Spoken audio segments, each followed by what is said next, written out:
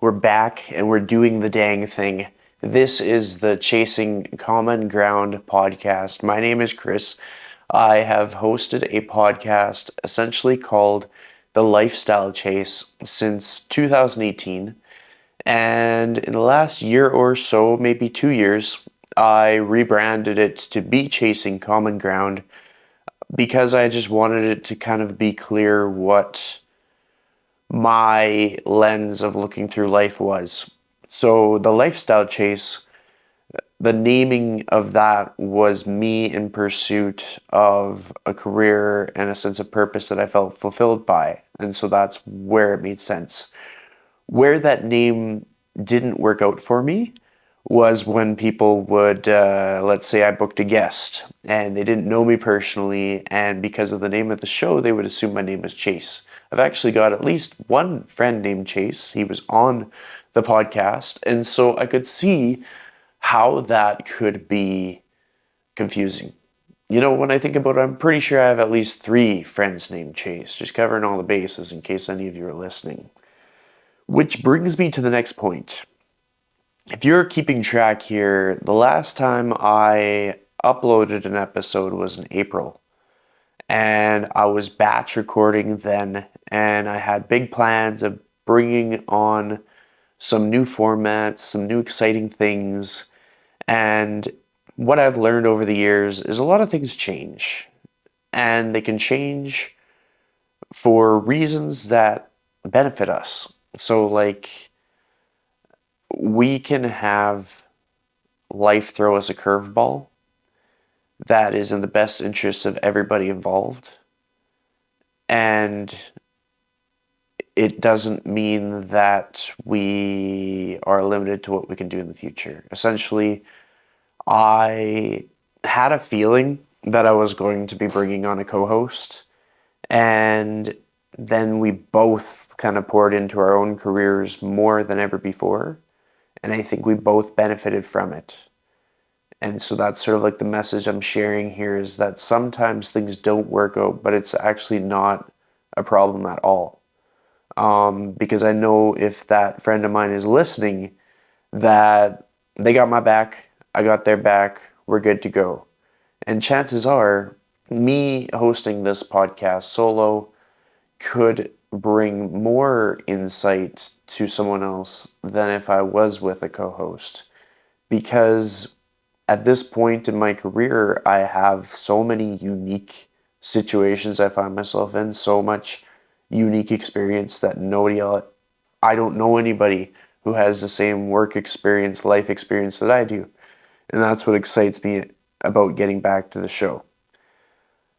I want to make sure that I pay tribute to someone who I work with their fitness and nutrition, someone who I would consider a friend, and someone who has been a very, very vocal supporter of this podcast.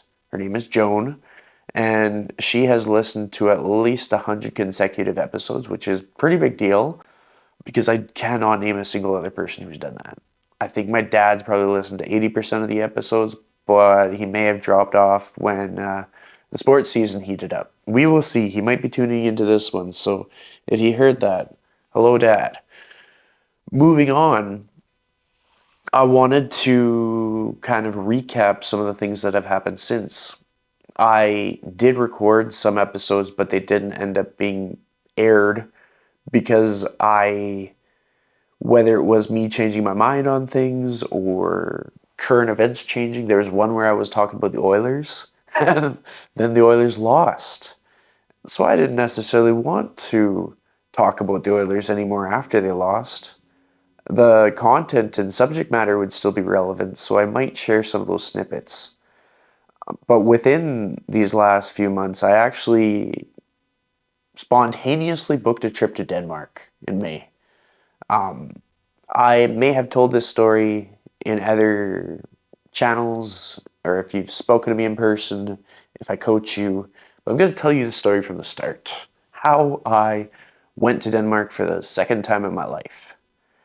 I was on Facebook January 1st, making one of those lame jokes about how, wow, it's been a year since I've seen everybody. But I was just referring to the fact that like the date that we put on our piece of paper changes.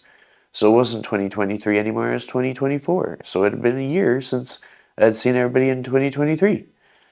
But not everybody played along with the joke aspect, and some people played along with the I'm going to get him to visit aspect.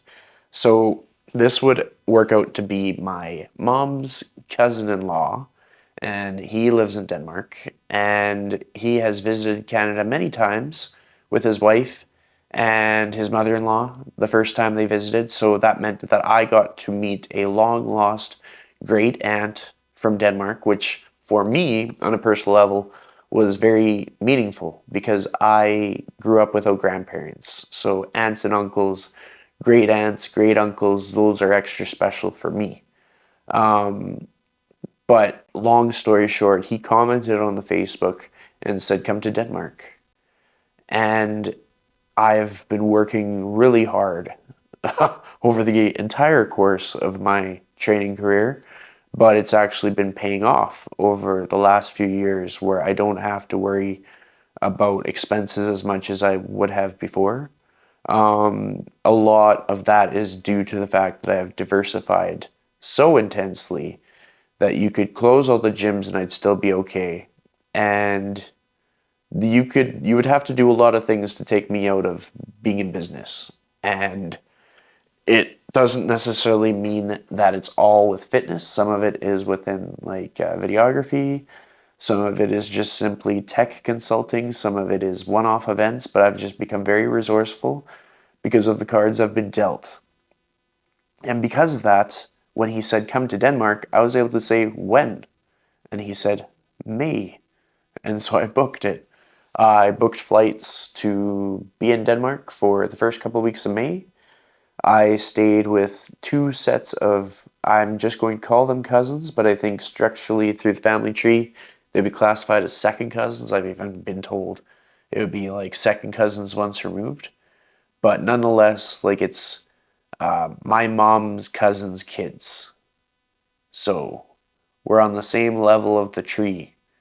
And I enjoy getting to see them and spend time with them. So it was a really, really good trip. And the things that stood out for me, like I'm at the age where I could legitimately be the father of a 12-year-old, which is like I'm 32. So I could have had the kid in my 20s, early 20s. And sometimes I kind of it doesn't click in my brain because I'm like, well, I'm just doing all the same stuff I did in high school, going to gym class and playing with computers. But a lot of other people's lives change around me. The cool thing was I got to spend time with kids and realize I was like, well, I like hanging out with kids. Like I like training kids. I like to just have a reason to set an example. It doesn't really matter if I set an example for older siblings. It doesn't really matter if I set an example for a lot of people, but then that actually taught me that it really does matter. And it matters for everybody in our lives. And where it started to stand out that it matters and why I feel drawn to record the podcast again is that there's a lot of noise out there. There's a lot of podcasts out there. We can all think of someone with a big audience that have started a podcast or someone who was established as an author or was on a reality TV show or a host of a reality TV show. They got a podcast and there is just so much fluff out there. There's so much like, this is the latest fad, this is the latest trend, and it kind of feels like we're losing that sense of connection and learning and mentorship and whatnot. And so I have been surrounded by mentors my whole life, as are like most people who listen to this. When we really think about it, we've all been surrounded by mentors. It's just how you see the world, whether it's an older colleague at work that has taught you something, your parents, aunts, uncles, your neighbor, somebody who taught you to change oil, somebody who taught you to make a pie. Like there's mentors everywhere you look. And I've just been able to kind of like soak up so much information, soak up so much different views on life that I'm not hearing about this on the podcasts that are mainstream. And it's very difficult to find one that actually does talk about it, where you actually feel like I was describing this to Joan, my client that I work with, that I like when I listen to one of my podcasts, and whether it be me and a guest or just me solo, it has that level of connection that feels like a one-on-one coaching session, despite the fact that it's very one-sided and you don't get a chance to talk about what's going on for you, which is a great segue to say, you know what, if you are listening to the podcast, it's more important than ever that you reach out to me, find me on Instagram at Christian Little, or send me an email, chris@invigoratetraining.com. Don't try to sell me anything. Don't try to pitch yourself for the show. Just give me some feedback on what were your takeaways. If you use AI to fish through all the show notes and then add me to email lists, I won't respond. And I'm a bit more blunt about these kinds of things just simply because I'm older and wiser and I've learned a lot of stuff and I've gotten a lot of spam emails and been added to a lot of lists that I don't want to be on. So if you're going to find it in the transcript that I don't want to be on your list, I might as well put it in there. So that aside, it was just simply that because Joan, we have our check-ins regularly, and she'll tell me she listened to episode 99 and what she learned, or she listened to episode 82 and what were her takeaways, or she'll be curious about someone. She'll be like, okay, they said they were going to get married. Did they get married? Or they said they were going to have a kid. Did they have a kid? And like, I can give them updates. I could be like, not only do they have one kid, they have 3 kids now because like 4 years have passed. And that type of interaction is super cool.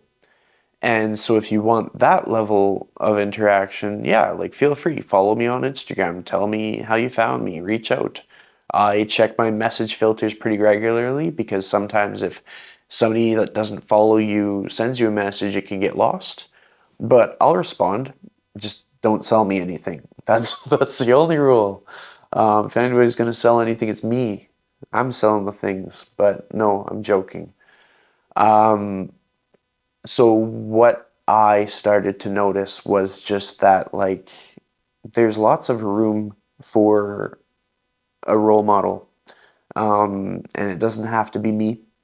It could be somebody that I've introduced you to over the years. It could be someone that I remind you of that's already in your life. Like maybe you just think, maybe I should have more meaningful conversations with my parents, or maybe I should have more meaningful conversations with like my partner or neighbor or teammate.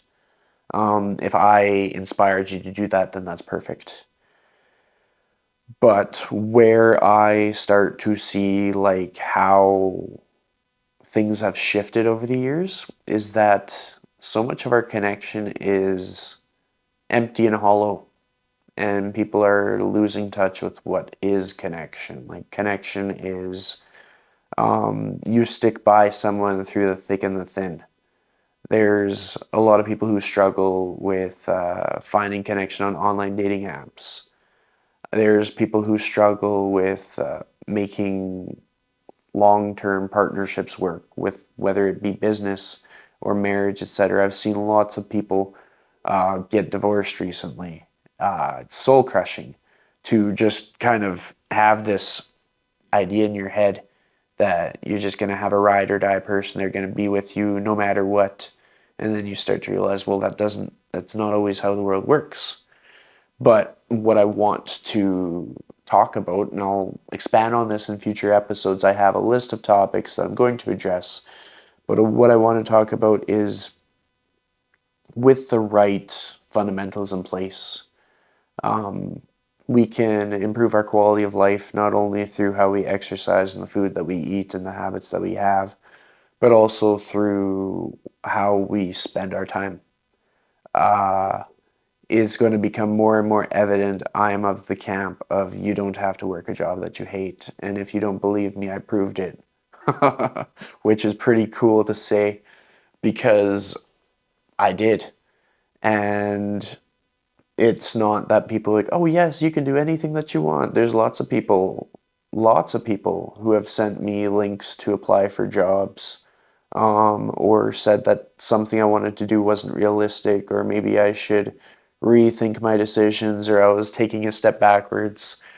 But unless there was some chance we'd get a second chance to, like, you live one life where you work a job that you hate your whole life until you're so old you can't even like function, and then you get a second chance with all of this money that you saved working the job that you hated to work a job that you didn't hate. But the thing is that we don't necessarily get a second chance. It just kind of depends on your philosophies and views on life. Like, some people may feel that they'd get reincarnated. I'm not opposed to the idea. I'd love to come back as a dog. But let's say in the scenario that there is nothing beyond this and it's just darkness and it just ends. I would tend to say I'm a bit more of a spiritual person, so I think the energy is still out there in some way, shape, or form, whether through reincarnation or maybe a guardian angel or whatever.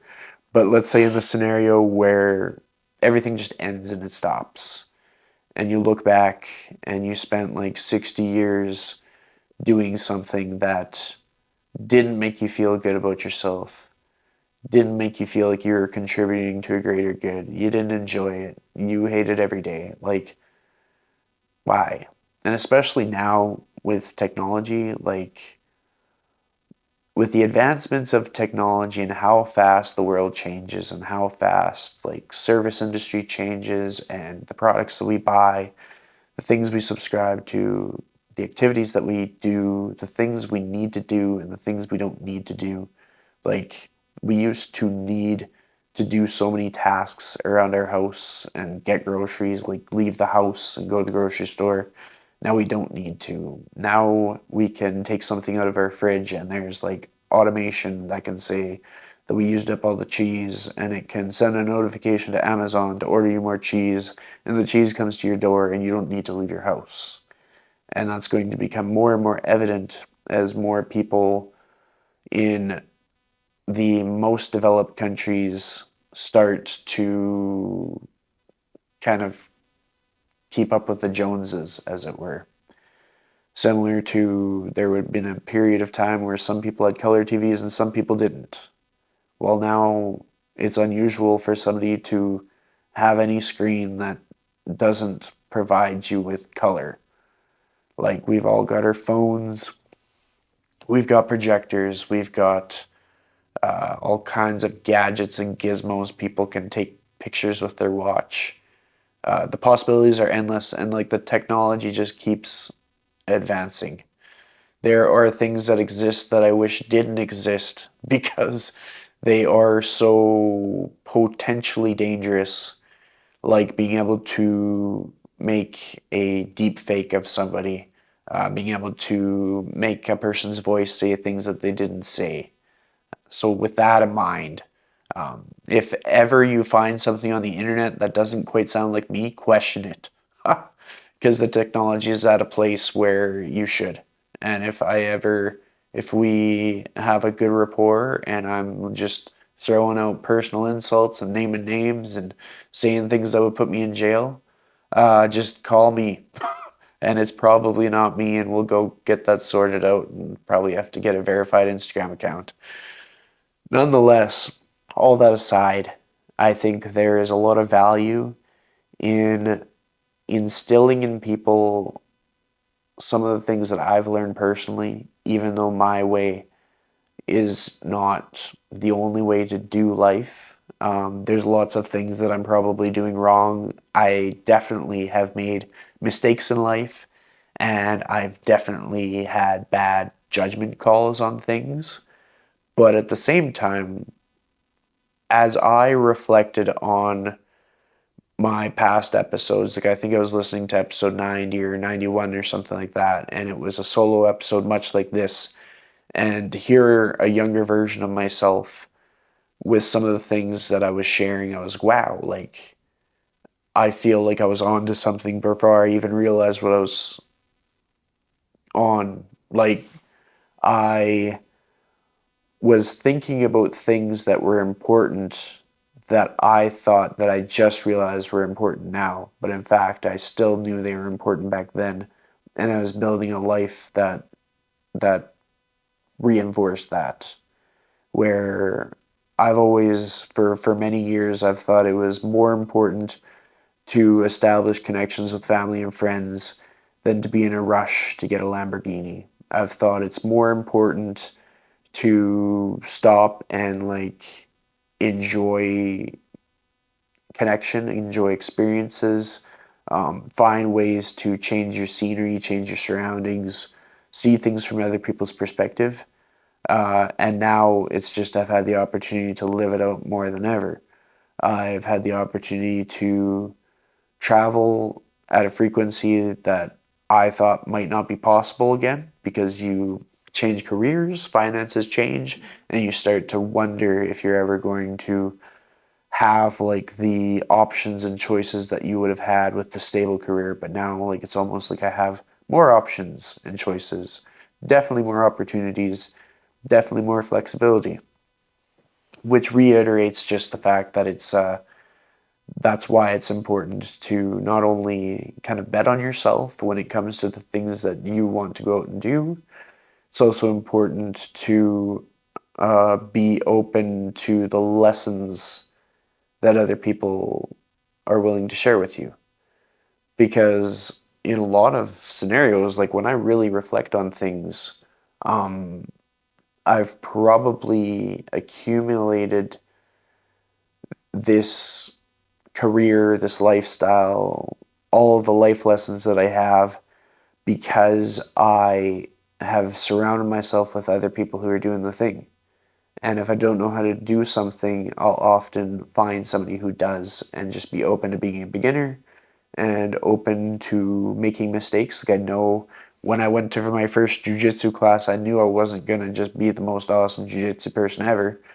Because to be quite frank, every time I've tried anything, it's been rough starting it and lots of learning moments. It can be embarrassing at times, but the secret sauce for me is I just don't quit. And if I don't quit, then by just sheer nature, I progress. And by having a positive attitude and trying to not make anything more like less, like the energy you bring to a room can make such a ripple effect. And so if I'm going to bring an energy to a room, I do my very best to bring a positive energy to the room. Because if I'm going to bring an energy and it's a negative energy, I might as well stay home. But not everybody shares that sentiment. And sometimes it's just simply through the amount that they know about themselves. Like I know about myself that I'm not always positive, and so I have to find ways to be positive when I want to bring a positive energy. And I know when I don't feel positive, I gotta do something about it. So in the past, like just as recent as a month ago, I've had to just like take myself on a walk and just like be with my thoughts, reflect on things, just process things, and sort of like figure out what's going on and what I can do about it. Sometimes what you can do about it is you go to the gym and you just get some things off your chest. Sometimes what you can do about it to be positive is you can get in an environment where it's not just you, where you are around other people. So for me, the easiest way to do it as a 32-year-old is to go to jiu-jitsu, because as you get older, it is harder to make adult friendships. So you have to find a place where the friendships are built in. When you're doing jiu-jitsu, somebody is going to get along with you eventually because you're in pretty close quarters and you have the option to make sure a person can train the next day or completely disable them to the point where they will quit jiu-jitsu. And in most cases, as a good teammate, you make sure that they're capable of training the next day and you don't cause them to have an injury that could just completely end their time with jiu-jitsu. And that's something, fortunately, if somebody's new to jiu-jitsu, the experienced practitioners will be able to defend themselves and keep that person from hurting not only themselves but others as well. And it would only be a scenario where somebody maybe miscalculated their strength or there's like a freak accident where somebody would get injured in the sport, because it's a very gentle sport. But this episode wasn't particularly going to be specifically on jiu-jitsu, and it wasn't going to be specifically on any one topic, because I'll follow up this episode with more specific topics to come. I'm going to finish this off with just a few key points from the recordings that I had done prior, because I think I had some really good takeaways. One of the episodes I recorded shortly after returning from Denmark. First things first, I wanted to share with you some of the books that I've been diving into. These are books that I listened to while I was flying on some recent travel. If you follow me on social media, you'll be in the loop on things. If you do not, then I'm just going to kind of tease it out earlier in this. So first things first, we're going to look into my library, and I'm going to share some of the books that I listened to. So one of them being Lean Marketing. So that's like an 8-hour, 20-minute audiobook that kind of goes over the essentials of kind of positioning your business and what you actually need to do, what you should focus on, kind of gets you in the right frame of mind to work more efficiently towards your goals. Another one that I listened to was Grit by Angela Duckworth, and I like how she kind of unpacked what exactly is grit and what makes up people who show grit in their life, and how grit can be discovered, or what you would notice that would be like a trait of having grit. Let's see what else. And I've had Audible as a subscription for the past 4 years. This isn't even an ad. You know, it should be, but it's not an ad for Audible. I've really enjoyed it, and I've had a different book to listen to for every month for many, many years. I've never hesitated to make sure that I got my value from that subscription. I have listened to books that people who disagree with me on things have suggested. I have listened to books that people I admire has suggested. I have had other people suggest books that have helped them to get to where they were, and I basically, without asking any questions, just listened to each one of them and decided what I liked and what I didn't like. So I think it's a good practice to take on. One of the other books that I listened to just like this past week, and I do this just about every spring, is The Life-Changing Magic of Tidying Up by Marie Kondo. And a book that I was just starting over the weekend is No Bad Parts by Richard C. Schwartz. I've still got, I'm just barely starting that one. It's very intriguing, very deep. And I would say definitely check that one out too. And another book that I've been digging into is called Yes by Noah J. Goldstein, Steve J. Martin, and Rob B. Cialdini. So a lot of these books that I go into are like personal development, self-improvement, business, marketing. That's kind of like my area of interest. And then for any of the fictional type stuff, I tend to, there's fiction books that I enjoy, but I think I enjoy the movies more. So where some people might read the Dune books, I just watch the Dune movies. Some people, I definitely read the Harry Potter books and watched the Harry Potter movies. I read the Lord of the Ring books and watched the Lord of the Ring movies. Some people might want to read the fan spin-off series of Harry Potter books. I don't quite go that far in. But professionally, I take great interest in just understanding how things work and sort of like seeing the bigger picture, not only with my fitness, but with the position that I can find myself in life and how the world works and what I can expect in the future and what I should work on for myself if I want to progress personally. Also, I've mentioned these podcasts in the past, but I'm going to mention them again. A couple podcasts that I listen to, one of them being The Canadian Investor. The other one is The Canadian Real Estate Investor. And then the third one is called The Side Hustle Show with Nick Loper. Those are 3 podcasts that I personally listen to regularly that I find add value to my life.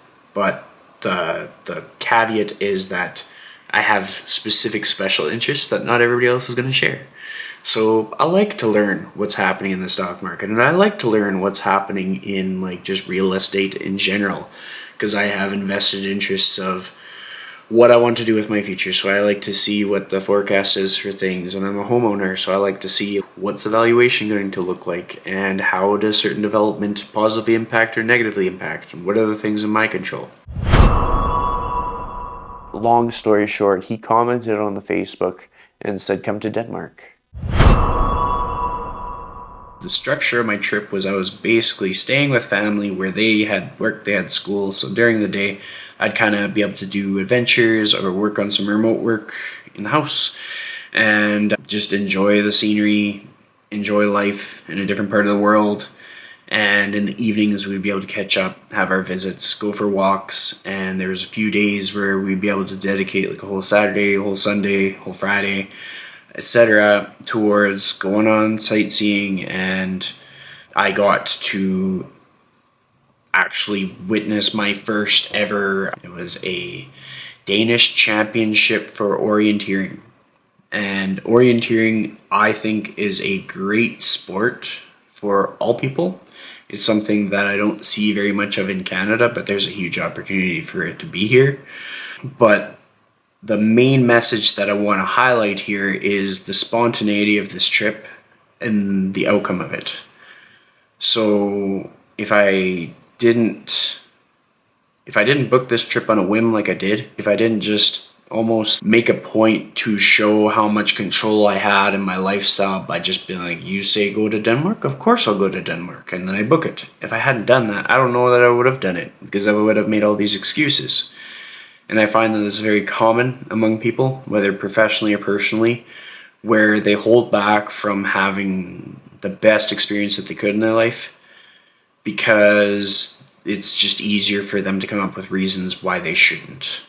And that's unfortunate, because there's just so much that we can get out of life while we're alive. I think that sometimes the standards that we're seeing within all the visuals of life kind of like blow things out of proportion. So what I'm saying here is, if you're growing up in this age where all you've ever known is you look at a screen and you see like how things work and how people became millionaires or how people became fit or what they're eating or what they shouldn't be eating, and your whole world is influenced by sort of like a curated, very systematized algorithm of information, you could be leaving a lot of opportunity on the table.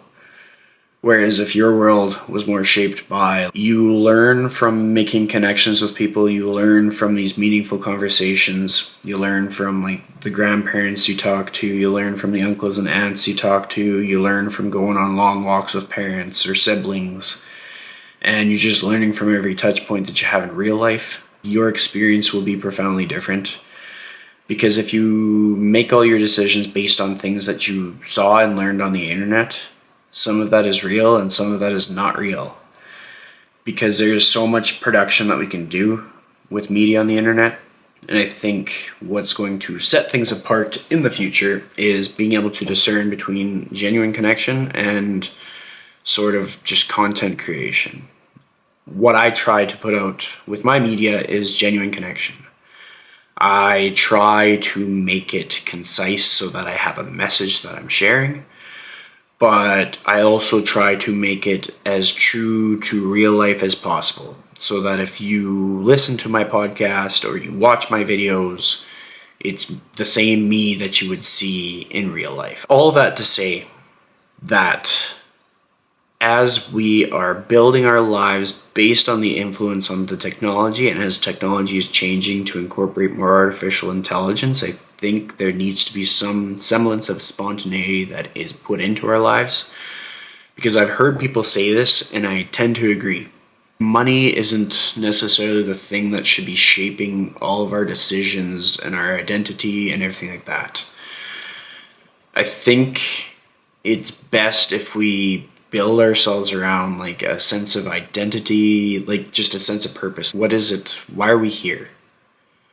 And not just on a very basic level, but maybe on a more zoom it out level. So like, why am I here? I kind of like the idea of having some kind of a legacy, even if it's just that I did enough substantially impactful things that it was worthwhile to share it on the show. And one day somebody did a binge listen and listened to the show from the earlier episodes to the episodes now. Maybe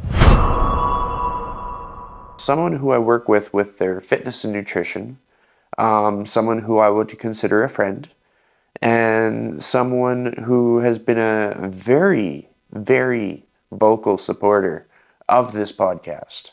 Her name is Joan, and she has listened to at least 100 consecutive episodes, which is a pretty big deal.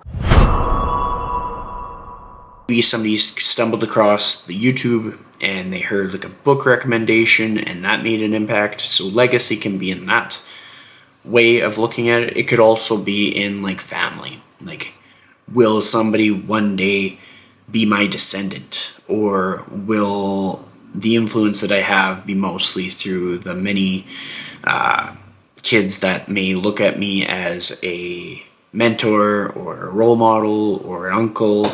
I've recently been honored. You know how you'll have a friend that has a kid and there's no like blood relation, but you still get that title of uncle? I've been finding myself being called an uncle more and more, and that's not a title that I take lightly. I think that's pretty cool because that's kind of like, that is a significant thing. And that means you have to think about how you're conducting yourself in the world, because you're going to be, ideally, someone is thinking about you as their backup. That's how I see it. That's my personal belief.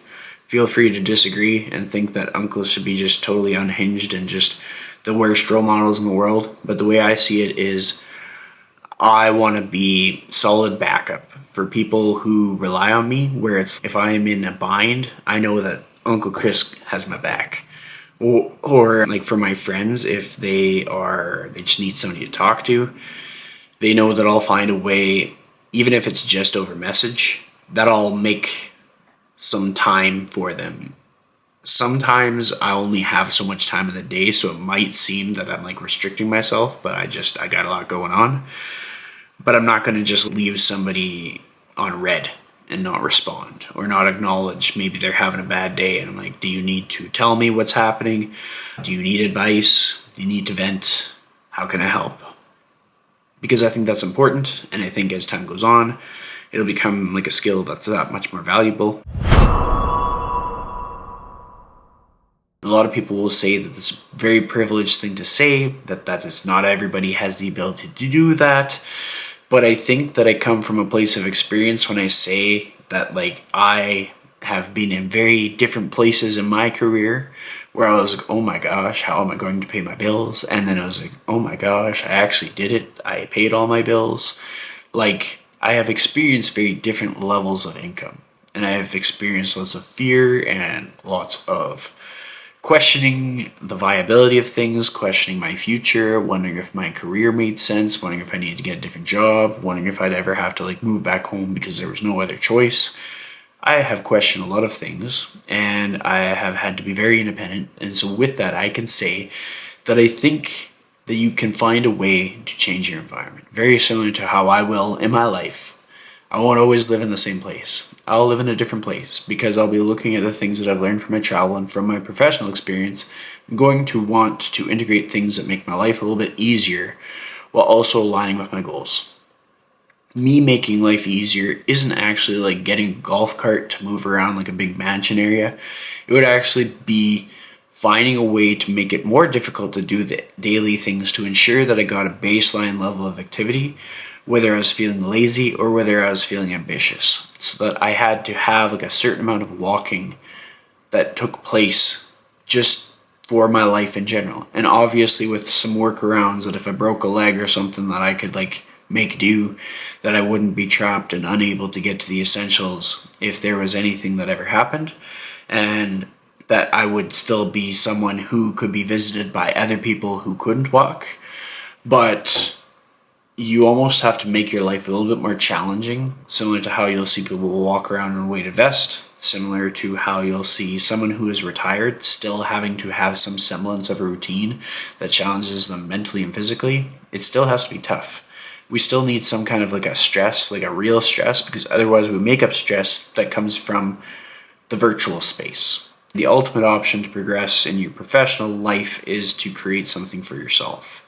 That's something that some people have the capacity to do, and some people do not. Some people have the grit to push through no matter what it takes, and some people, it would be so upsetting that it's more worthwhile for them to do what they know well and do it really well and get the most that they can from that experience. Because people can live a very good life ascending through a system that's already in place, where there's always that next step, there's that next level, and they have sort of like a progression model to make sure that the company continues to evolve with technology, where a software update comes into play, that company uses that software, they get integrated into the new changes of the software, everybody grows, the standard rises.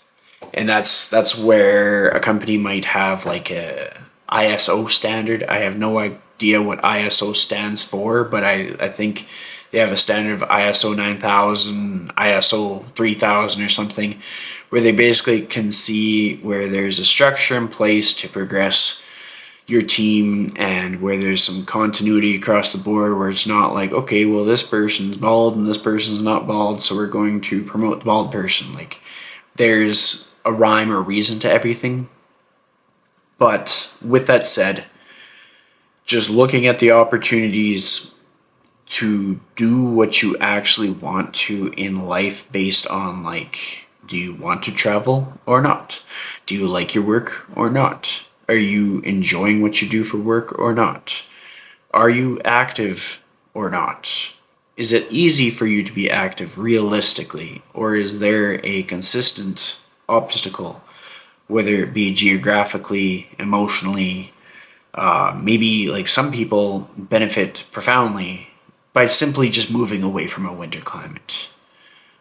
Some people just, it would not be wise for them to live in a very cold climate because they are so reliant on sunny days. And with that said, sometimes you go to a sunny climate and it's all good and fine, and then there is more climate issues like heat waves or tornadoes or floods. So it's like that analogy where it's like you're better off to appreciate what you have as you have it than to constantly look for the greener grass on the other side. But I think there's a lot of opportunity to kind of like assess the situation, maybe pivot as needed, where maybe if somebody was, I see a lot of examples within my social circle of kids who end up not doing public school, but they'll actually opt to do private school. I actually have a good friend and client who went through private school, and the reason I'm using him as an example was his parents weren't the typical archetype of somebody who would send their kids to private school. They basically did whatever they could to have the means to make it happen, knowing the benefits that would be reaped by their children in the end. So they would have had to work extra hard, make extra sacrifices. They would be going above and beyond what a typical person would say would be like what is necessary to work enough. They basically burn the candle at both ends to empower a brighter future for their child.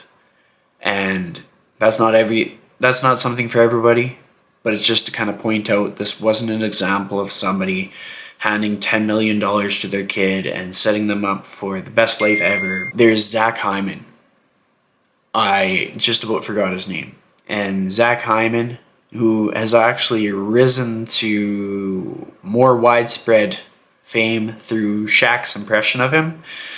So now it's Shaq Hyman when Shaq does the impression where he's kind of showing how Zach will get up to the goal and he'll kind of do like a sloppy rebound, or he'll just like screen the goalie. He'll just make goals happen in a similar fashion to the way that Ryan Smith used to do it. Zach Hyman, some people like him, some people don't like him. Personally, I have no reason not to like him. Other people might choose not to like him because they are aware that, like, for him to rise up in the ranks through the hockey system, his parents basically like bought entire hockey leagues. They owned multiple teams. They had a lot of control over the direction of things. They had a lot of control over the opportunities he would have, and there was never any worry of can we afford like the league fees. There's no restrictions. They could just pour money into Zach. But I see it as no matter what financial opportunities you have, there is still a certain amount of merit that goes into professional sport. Because even people who get the red carpet all the way to their journey to the NHL and everything's laid out for them, there's a lot of like mental pressure to being a professional athlete, where you can see an athlete have all the talent in the world, you can see them have all the opportunity, you can see them get drafted super high, super early, I should say, and somehow their career doesn't work out. Maybe they can't handle the pressure.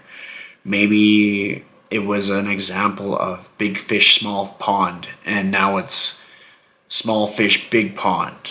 Maybe it was social dynamics. They've never had to be tested socially because nobody was willing to challenge them in the earlier leagues. And then they get to a bigger league with different teammates and different backgrounds and different experiences, and somebody butts heads with them and they cannot do it, so they can't get their game face on. There's so many different examples.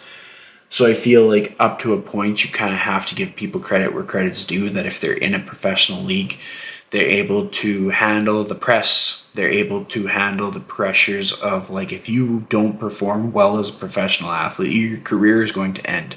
And then what are you going to do for income? And the fact that despite the fact that Zach Hyman doesn't need to have all these other jobs and income streams, like theoretically, if he got all these opportunities as a kid because things were paid for and he didn't have to worry about money, wouldn't you think that he would have no need to be a published author, that he would have no need to be, I think he's a CEO of like a gaming group or something like that. Like, he's got a lot of projects on the go. And if he was fully taken care of, why would he have these projects on the go? So there is some level of initiative for him. There is some spark of ambition. And I believe there was a story that came out where it was Zach Hyman and Ryan Nugent-Hopkins that pushed somebody out of the ditch or out of the snow. Like, you can't beat that. And just his way of carrying himself in public interactions, in press interviews and stuff, he's very kind and respectful, and there have been examples of the opposite. And I am not hearing any stories in the background of Zach Hyman making a disgrace of the Oilers organization, where there are plenty of stories of past Oilers who have. And that's just kind of something that I wanted to point out, just with the fact that, like, we can get misconstrued of our idea of something, we can get confused of the potential that we may have to make a change in our life, we can get in our head about how somebody else made the change in their life and why we can't. I could say I wasn't an NHL player because I didn't have rich parents like Zach Hyman, or I could be like, I wasn't an NHL player because Zach Hyman outworked me, and so did hundreds of other young hockey playing kids. But I can also apply that same work ethic that they may possess in a direction that might appeal to me more. And for me, it's more so on the level of understanding what it takes to essentially, for me, it's to get to the barn gym. I want to have a barn gym. I want to be able to connect with people. I want to be able to host people. So I can't just have some like hole in the ground with a squat rack. Like it's quite a project that I have in my mind that I'm working towards. And I like being close to family. If I was to move far away from like my parents and siblings, I would have a backup plan in place where I would know a private pilot that could shuttle people back and forth. Like, it would be something like that. Or it would be to the degree that if I moved far away, people could visit me and I'd be able to be very hospitable to anybody who visited, so it would incentivize people to get on a plane. But all of this has a lot of like moving parts, but I think it's important to have that in mind so that we can understand like what kind of a life are we creating for ourselves.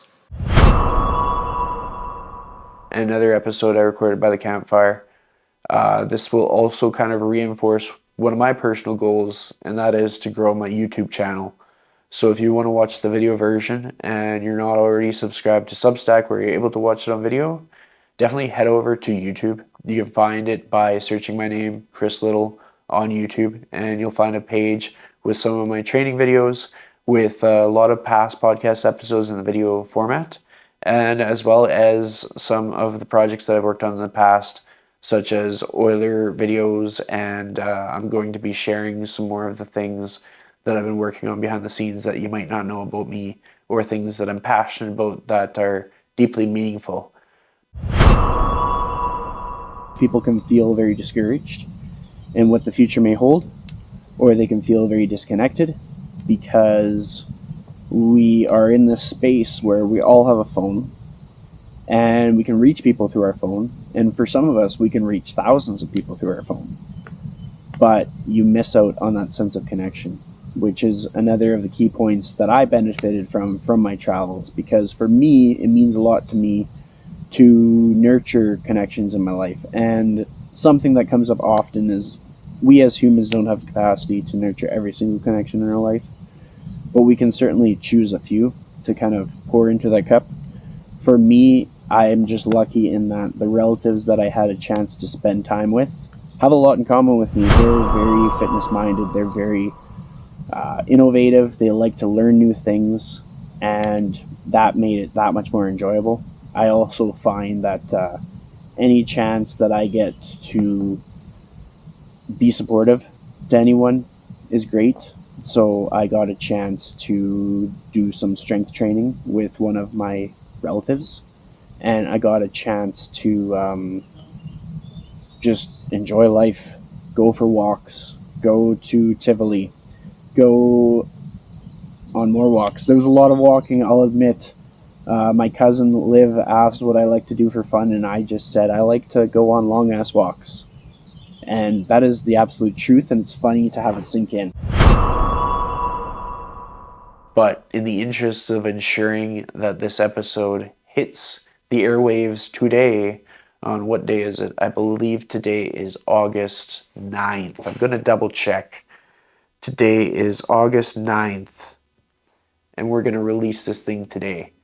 And the show is going to be back, and I'll be recording some other episodes on more specific directed topics, because we need more genuine connection in the podcast space. We need less fluff.